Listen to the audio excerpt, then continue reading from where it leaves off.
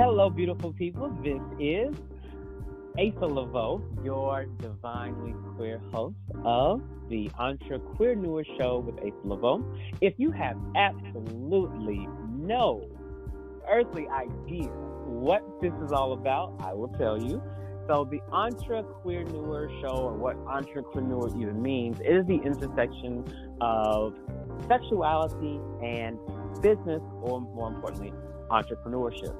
So the reason why I started this is because I desired to help LGBTQ entrepreneurs create their first $10,000 in business, but I wanted to do that in an authentic way, a way that we could talk about sales and marketing and landing pages and ads and budgets, and still talk about pose, and still talk about the date you had, or the fact that I was a go-go dancer in a previous life many moons ago. So I desired a space that looked like that, sounded like that, felt like that, and it seems, as more I talked about it, that others wanted it as well. So that's how the EntreQueerneur term came about, as well as the EntreQueerneur show, which you are a co-creator in this right now moment. Now, something that I just talked to you about was what I do for a living. What I do is help LGBTQ entrepreneurs create their first $10,000 in business authentically. Though, of course, we got the LGBTQIA plus thing down. We very clear about who we're going after. Very clear about the business aspect. Very clear about the benchmark of the $10,000. But what about that authentic piece? What does that even look like? Some of us, depending on where we grew up, where we live now, the age we are, what we've experienced in life, maybe even the religious background we come from, that authenticness looks so different for each person. Sometimes we stifle our authenticity with respectability. Sometimes we stifle it with something called modesty. And if you're not modest, then you are no earthly good in some people's eyes. We want to know, what does it really mean to be authentic? Does that mean telling everybody who you've been sleeping with? Is that authentic?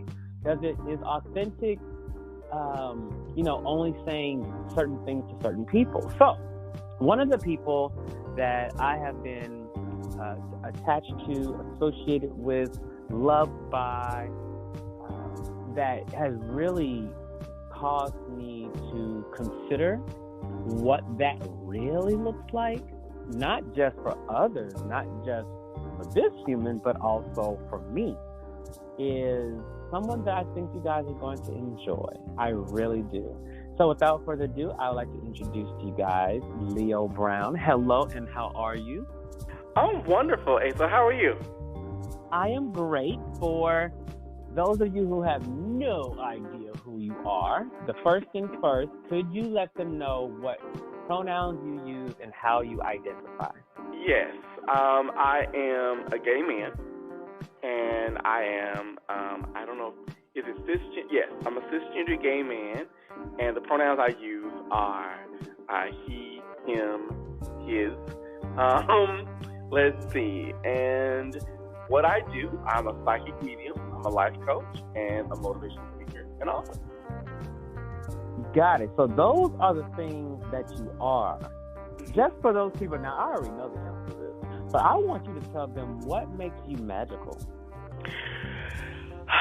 Wow, that's a great question. I would say what makes me magical is just me being comfortable and me being able to be me, and to own all of who I am for the first time in my life. The good parts, the bad parts, the ugly parts, the indifferent parts, the angry parts. You know what I mean? To be able to play with my demons and be like, okay, sit over there, play with the ball, and not feel as if I have to be someone else. Because for a long time, I felt as if I had to wear a mask.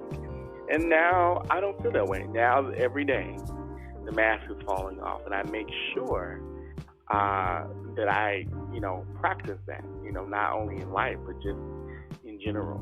And I think just being able to say, I like who I am, all parts of who I am, is what makes me magical. So what had you, because that intrigued me, this mask thing, what made you feel you even had to put a mask on anyway? Well, often in business, Asa, and you know this in a sense, often in business we have to be professional. And you have to watch how you talk, you have to watch how you walk, you have to watch, the cadence in your speech. You have to be always very, well-groomed and pressed. And I'm not saying that you need to look like you rolled out of bed. But I think in business, you have to present a side of you that is almost like they can want you, but they can never have you. And what I've learned is to balance the two. To show, like, yes, I'm a human being, but I'm also a professional person who really does love to help and empower others to live a more fantastic, magical, fabulous life. But I will also say, I'm not perfect. I make mistakes too. And, I think being able to relate that and take the mask off, or, if drag queens, they take the wig off and just be like, listen, I'm not always just together, but together, if you choose to work with me and I work with you, we'll reveal some things about each other. And, we will walk away from this knowing, like, okay, I don't always have to be nice. I don't always have to be on my P's and Q's. I can make a mistake and no one will care. Because when I walk in a room, my energy alone tells you that I own it. Got it. So I'm always thinking about the person that's, the third participant in this conversation. Yes, you, the person that's listening to us right now. Mm-hmm. And there's a possibility that they're listening to our conversation as a third party, and they may feel as though everybody don't need to know everything. Well, so how do you is divulging everything the same thing as authenticity? Yes and no. To me, authenticity, and this is why I say yes. Authenticity means that if you so choose, you can divulge everything. But no, because in that you choose, there are certain things you choose not to tell, not to divulge. And I think in that, that's actually normal to have a sense of privacy, a sense of like, okay, well, that's a part of me that I'm not going to reveal yet. You will see it, just not today. You see? So I think we live in a world now where everybody feels they have to put everything on Front Street. No, you don't. To be authentic, you don't have to put everything out there. But I kind of equate it to being a stripper. You give them just enough, and you leave them wanting more. And then as time goes on, you reveal more and more and more and more until they're like, wow, there's nothing more to see. I've seen everything. Because let's be honest, we're multi-layered, we're multifaceted people, we're multidimensional people. We live in a multidimensional world. So I think that, no, you don't have to divulge everything at the first gate. Like if you met me, and you didn't know me, and you sat down and said, okay, I want to hear your whole story. I would never tell you from birth to 38 everything that happened. I would tell you in snippets. And over time, as you got to know me, I'd reveal more and more and more. But even in that, you have to have a sense of security and of trust. Because you have to be mindful of whom you reveal your information to. Because not everybody wants to see you win. Okay, so you just touched on a part that I didn't think you're gonna go. Because I was gonna go somewhere else, and then you said because not everybody wants to see you win. Mm-hmm. Do we do things because of those people, or are we doing things because of the people who do want to see us win? Okay. Look at you coming with these questions. All right. Okay. See, even in that, I think it's a mix of both. I do. I think it's a mix of both. I think a big part of you wants to do it. Like, you do what you do for the people that support you. You show up, you show out for those that you know, even if they're not around you physically, whether it be your family, whether it be your friends, for those that you know want to see you succeed and grow and do more. But then at the same time, you also, show up and show out for those that don't. Because I think more so in that, you're not trying to prove it to them, but more so to yourself that you can do it. Whatever it is you set out to do, whether it's owning a business, whether it's learning how to cook, whether it's learning how to commit to a relationship, not just an intimate one, but even friendships. Learning to be more present, learning to be more vulnerable. You show up because you're like, okay, I know people are supporting me, but at the same time, I have to do this for me. Because at the end of the day, when I lay down at night, I want to be comfortable and authentic with myself and know that what I brought to the table was me and it wasn't a carbon copy of someone else. Right.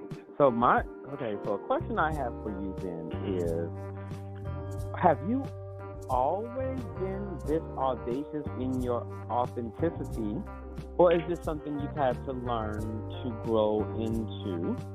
Okay. Because being a psychic medium, you helping people as a life coach, you being an author, all of those things look like a high level of vulnerability, a high level of allowing people to have insight into your life that everybody usually doesn't offer to individuals on a continuous basis. So did you learn that, or have you just been that way from the beginning? No, honey, I'm still learning that. Okay. I'm still learning to reveal myself and be vulnerable and be present, not only with the people that I, work with and with the things I do, but most importantly with myself. That's a process. That's a lifelong process to me. And what I learned in the beginning as I was honing my psychic gifts, and even as a life coach, what I learned, which was a way of being vulnerable, was being relatable. Relatability. Learning how to relate to people's issues, even if they weren't mine. But saying, you know what, I can relate to this because I went through A, B, C, and D. And granted, it may not be what you're going through right now, but here's how you and I have a lot more in common than you think. So, no, I'm still learning that. And I think that's why now I stress it. I stress the importance of being authentic and being real and being open and honest. And when I say that, I'm actually saying that for myself, as well as the people I work with and the people that seek me out. Because I realize if I can't come to the table being real and raw and showing you, like, listen here, I'm just like you. I like to eat bad foods. I don't always exercise. I'm not perfect. I'm a horrible speller. I don't get everything right. I can be a little overzealous. I can be very emotional at times. I can believe in my own hype. I'm just like you. So I feel that if I can't show that, then what the person may need or may want from me as a life coach, as a psychic, as a medium, and even as an author and speaker, they may not, what they need, they may not be able to get because my copy isn't clear to them. What I'm giving them isn't clear, so it's blurred. You know what I mean? And my thing is, if I'm out here delivering a message of empowerment, and energy is mine, and the life is yours, and you fabulous. If I'm doing all that, then I should walk my talk as best I can. That makes sense. But now that you said that, this has been an ongoing thing, even in, all the different facets of who you are, I gotta ask this, because I read the book, Honey, I'm Fabulous and So Are You, A Psychic Journey of Love, Life, and Empowerment. So how do you see your authenticity or relatability then as it's compared to now? Woo! Baby. I think then, I'm just going to be honest. I think then I wrote what I felt. I'm going to be very honest. It was a very emotional book, and it was cathartic. And I'm glad I did it. And did I mean what I said when I said it? Yes. But do I feel the same way? No, because I'm in a different place. I'm a different person. And at that time, I don't knock my first book. And for those of you that want to get it, you can purchase it. It's available everywhere. It's on Kindle. Go get some sales for it, brother. But I don't knock it. But it could have been better. It could have been more fleshed out. It wasn't bad. Okay. But I guess the difference is now I'm more willing to tell not only the truth, but the total, the warts, like everything. And there's no stone unturned about me. Like, they'll be like, well, you know how people do, well, back in the day, Leo Brown was a little bit of a hoe. Well, yes, I was. And if you go on page 232, you'll see pictures, and you'll even read the list of men I slept with. I'm at that point where I'm like, I have nothing to hide, number one, and I have nothing to prove to anyone but myself. I am my greatest competition. I'm not competing with anybody out here. I love everybody because I feel like, well, I shouldn't say I love everybody, but I don't have anything against anyone because my thing is there's enough people out here that need what we do, and there's enough money out here. We can do what we need to do. We're all put on this earth to do something of value, whether that be being a friend, whether that be just cooking a good meal for somebody, whether that be making someone laugh. We all bring an impact, and we all empower in some way, whether it's big or small. So for me now, I guess the difference is I'm a lot more ready to tell my truth in a more honest, in a more transparent way. And I'm not saying that I wasn't honest in the book. I was. But I think at the time, you know how this is. You've written books.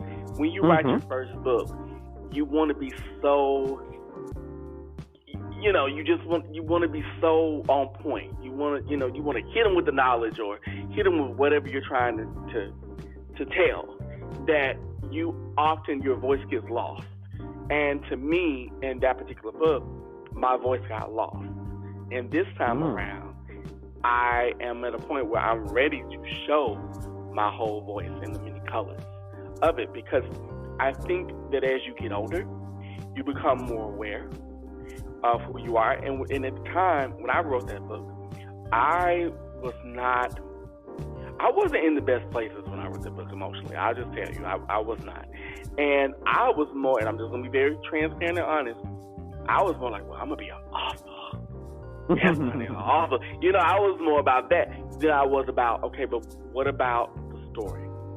Tell the truth. If you're going to tell it all. And I think, to me, I left a lot to be desired. And this time around, I am working on another book, a sequel actually to that book, I am going to tell it all because I feel like, why not? And my thing is, I'm like, you can't sue me because what I'm telling you is true. It's like, well, you did say that, so and even with me, I was like, well, I did do that. I did, I went down on the man in the bar. I was a little drunk. He was hot, and I was a little horny, a little desperate, so I did what I had to do. Got us some free beers, but I did it. So I just want to be able to say that. And to me, that's what being authentic means. I'm not saying that everybody should do that, because I think authenticity is a process. I kind of equate it to coming out. Coming out is a process. You don't come out overnight and everything's fine. Right. Coming out takes time. It takes years. And you come out over and over and over again. But who is the first person you come out to? Before your parents, before anybody else, you come out to yourself.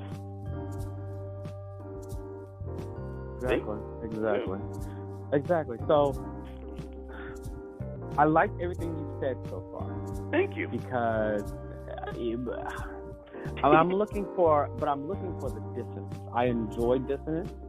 I enjoy the part that doesn't feel good to me. Okay. And because my thing is just because everything doesn't have to be deemed valuable only if you agree. Mm-hmm.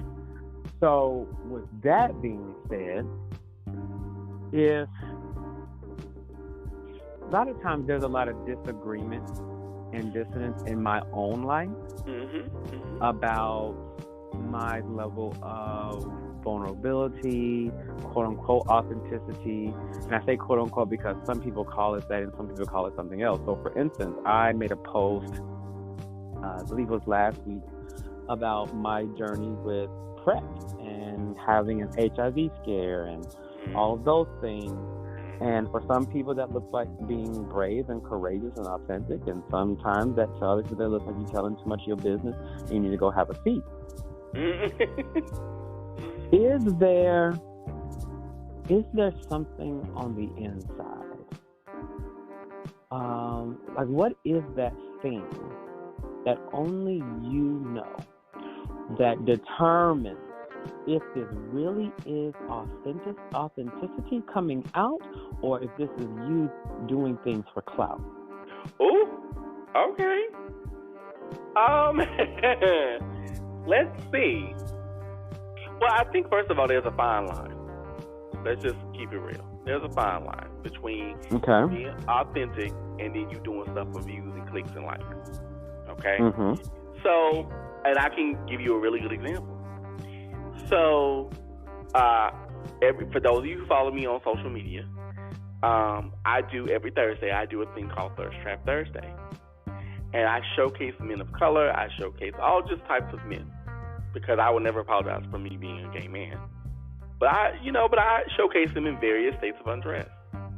And some people have come to me privately and have come to me via social media and have said, well, why you got all these naked men on your page?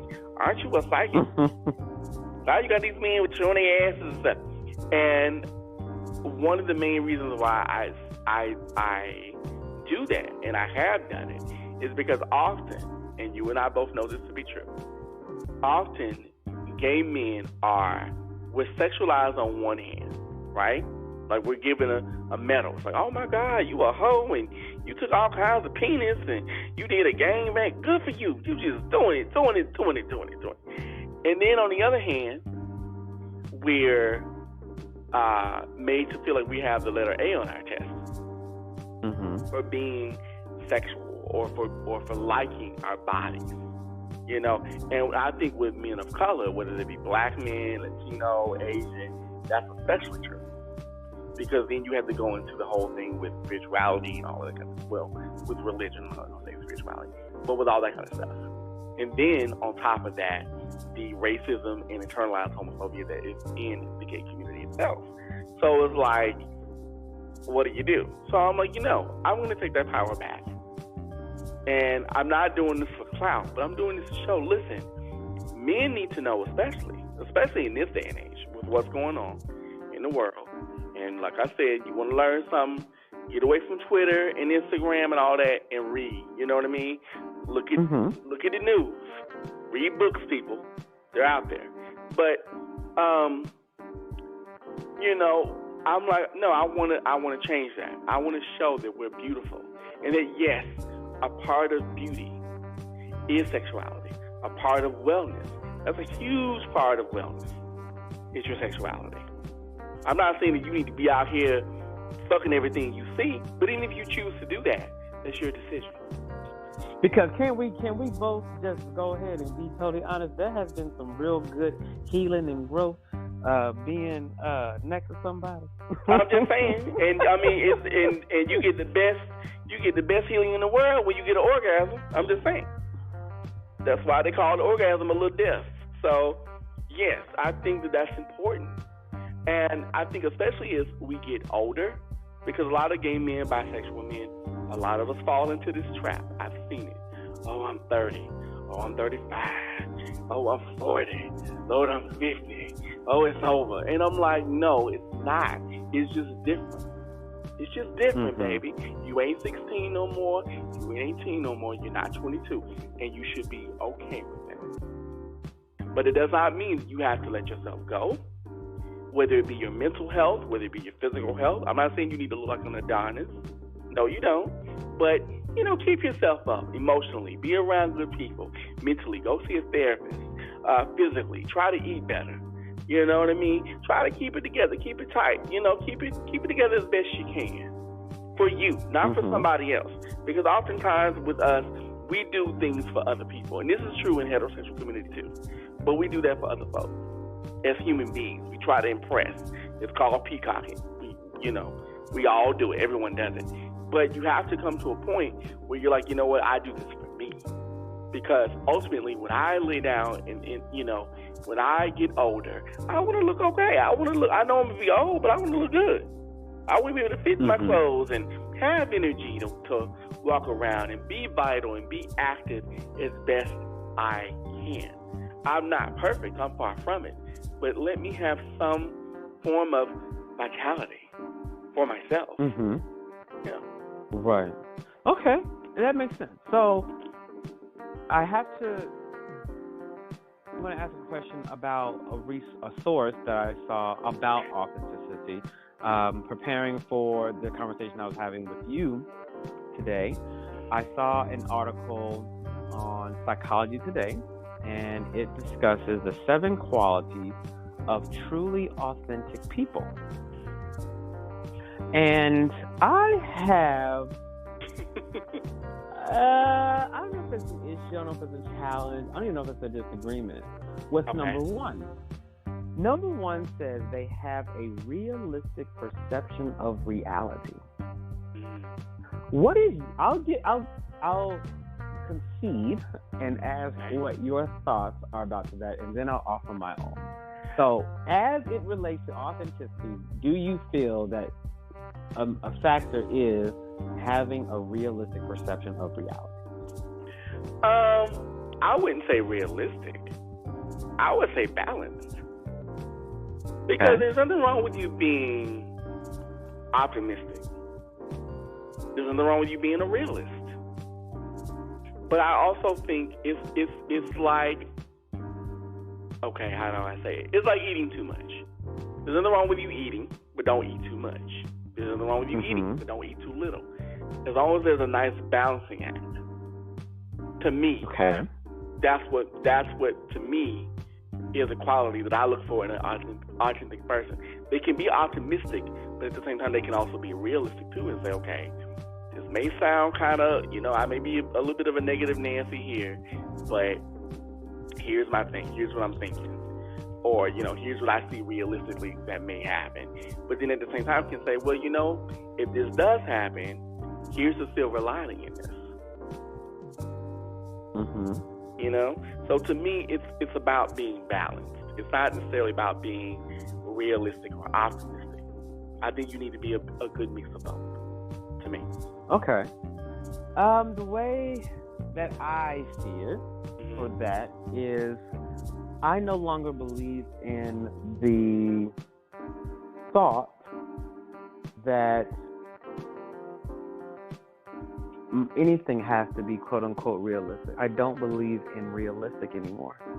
The reason why I say that is because everything that is currently real in our lives, so you, myself, the divine individual that's listening to us right now, all of us are looking around us. That may be a car, that may be a room, that may be outside, wherever we are, when we look around and we see things, we are literally staring and viewing things that once only resided in someone's imagination.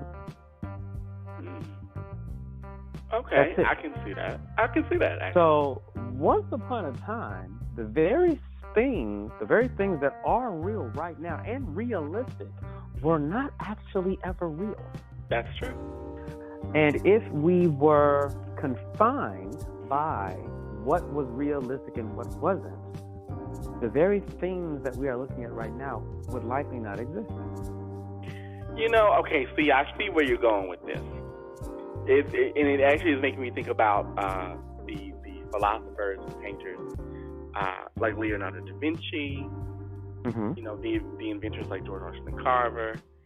They had you didn't have the Sistine. No, that was Deco. I'm sorry.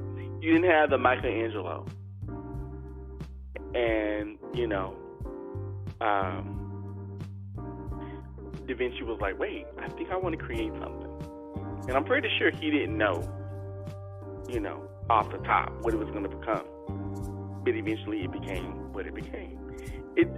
I kind of equate life, and this is gonna sound so bad because I'm a bit of a foodie.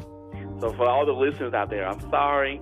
I don't mean to make you hungry, but here it goes. So I kind of equate life like a recipe. When you first make it, it doesn't turn out as well. Then as time goes on, you add more things. You may add, a different kind of sauce. You might add a different kind of vegetable or a different kind of meat or no meat at all. You know what I mean? And then it becomes something that people want. That people are like, oh my God, I want this. It becomes popular. Like macaroni and cheese. I'm pretty sure macaroni and cheese didn't come out as macaroni and cheese like it is now. But look at it now. Look at all the varieties we have of it. You have crab macaroni and cheese, lobster and mac and cheese, blue cheese. You know what I mean? So you have all these different varieties that we probably never even thought of. So I get what you're saying in that. That, in the beginning, it wasn't just here. Somebody had to think of it in order to create it. And I think where you're going with that is that we create our own narratives, whether they be positive or negative. And that is true. I do agree with that to a certain point. That's very true. Gotcha. And I just wanted to bring that up because, that first idea, and it may be the reason why I'm questioning so many things right now. I really am in a state of questioning that I've never had before, and I believe that sometimes authenticity isn't always the delivering of what is, but it's also about where you are in the consideration of a possibility. So just even if we just take the queerness of it all, the fact that, oh my God, I could be gay, I could be pan, I could be a lesbian, am I even going to allow myself to be authentic with someone or some people to allow that authenticity of me out? Because it's not necessarily real, it's not necessarily concrete, it's a possibility that I'm considering right now, that I'm playing with. So there's also that part. So it's not always just the telling of what is concrete, but it's also the possible sharing of what may be. That's true, and also to go into another point, because people change. And that's kind of what I was saying when you asked me about the book. Because I realized, and I've read my book many times, and I'm like, okay, this was good, but I am not the same person. Like, I look at the cover of the book, I'm like, I don't even recognize myself. I'm like, that's not me anymore. I'm not that, you know what I mean? So what you're saying is absolutely true. Because we grow, we change, and we're supposed to. That's what a lot of us, I think, don't understand. Just like with what's going on in the world now with, Miss Corona.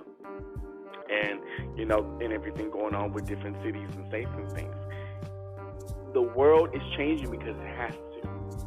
We need a reset. We don't want to hear it, but for those of us who are aware of it, we got to have a reset button. And right now, we may not like what's going on. You don't have to like change. No one's telling you to like it. But you have to learn to embrace it. Because it's going to happen whether you want it to or not. Right. And I've even realized that even dead things change. Yeah. Nothing is meant to stay the same. Because if it was, we'd all be still children. We're not meant to be, you know what I mean? We're meant to grow old. We're meant to, our bodies are meant to eventually, we're meant to leave our bodies eventually. That's a fact of life. And even I've had to realize that because I recently had a health scare, not for me, but with my mother. And my mother and I we've had a very complicated relationship for many years. And now we're getting better. We're a lot better than where we were. But, and that's a whole nother show, trust me.